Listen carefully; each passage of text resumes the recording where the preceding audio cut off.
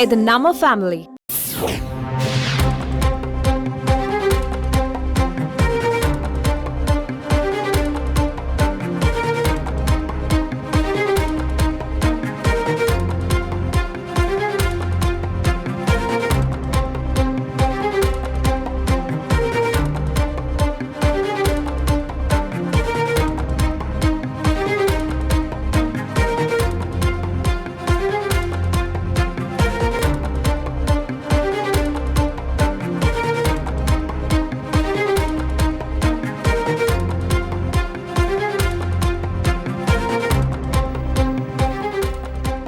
திமுக மதிமுக தொகுதி பங்கீடு என்று ஒப்பந்தம் கையெழுத்தாகும் என்று எதிர்பார்க்கப்படுகிறது.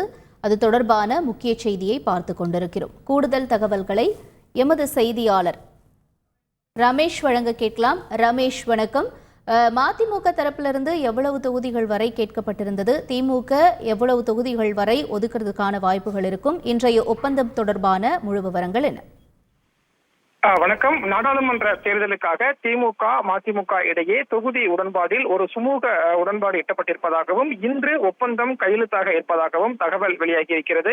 மதிமுக பொதுச் செயலாளர் வைகோ திமுக தலைவர் மு.க. ஸ்டாலினை இன்று காலை 11:30 மணி அளவில் அண்ணா அறிவாலயத்தில் சந்திக்க இருக்கிறார். இரு தலைவர்கள் சந்திப்பின் போது திமுக மதிமுக இடையே தொகுதி பங்கீடு ஒப்பந்தம் கையெழுத்தாக இருப்பதாக சொல்லப்படுகிறது.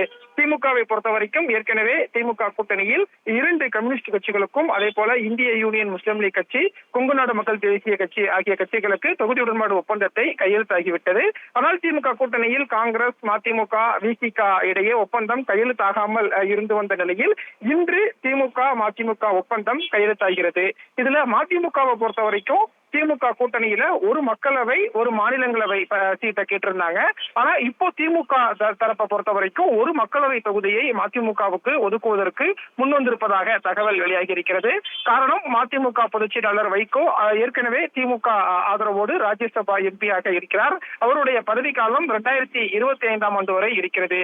எனவே இப்போது மதிமுகவுக்கு ஒரு மக்களவை தொகுதியை ஒதுக்கிவிட்டு பின்னர் ராஜ்யசபா சீட்டு குறித்து முடிவெடுக்கலாம் என்று ஒரு தகவல் வெளியாகி இருக்கிறது. எனவே இன்று காலை திமுக மதிமுக ஒப்பந்தம் கையெழுத்தாகும் போது மதிமுகவுக்கு ஒரு மக்களவை தொகுதி ஒதுக்கீடு செய்யப்படலாம் என்றும் தகவல் வெளியாகி வருகிறது. உங்களுடைய விரிவான தகவல்களுக்கு நன்றி ரமேஷ்.